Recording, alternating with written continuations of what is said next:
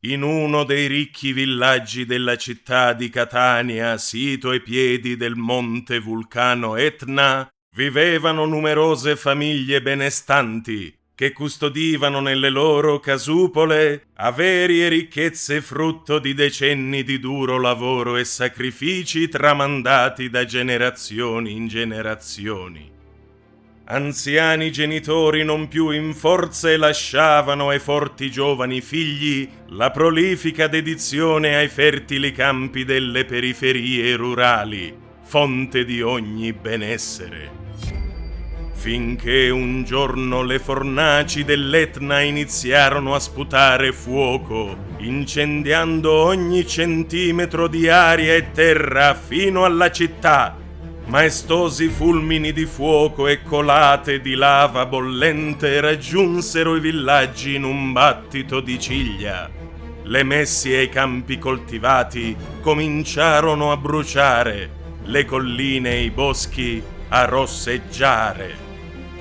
Mentre tutti si preoccupavano di scappare portandosi dietro danari e oggetti preziosi, i due giovani fratelli Anfinomo e Anapia ebbero solo il pensiero di caricare sulle spalle i due anziani genitori e darsela a gambe levate. Durante la fuga, i due fratelli videro case e strade divorate dalle fiamme, sotto gli occhi degli dei che accorsero in aiuto aprendo loro strade e passaggi come fiumi tra il magma ardente.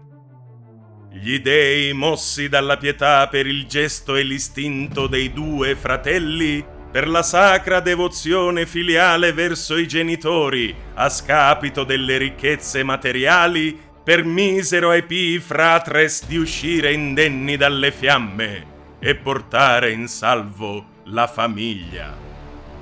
Le gesta dei fratelli divennero un monito di pietà che giunse fino ai posteri come esempio e modello di ispirazione, così come anche Enea farà traendo in salvo il padre Anchise dalle fiamme di Troia. Per le azioni di Anfinomo e Anapia, Catania divenne la città celebre per la pietà dei due fratelli, che fu motivo di vanto nei secoli a seguire. Fino allo stremo corsero, e quasi già li cinse la vampa inesorabile, quand'ecco si distinse in due roventi fiumi, per la pietà dei numi, attenti alla virtù.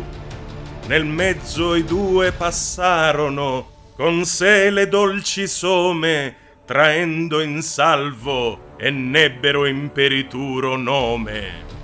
Sul loro esempio devi l'amore che ricevi renderlo un giorno tu. Questa è la miranda fabula dei pii fratres.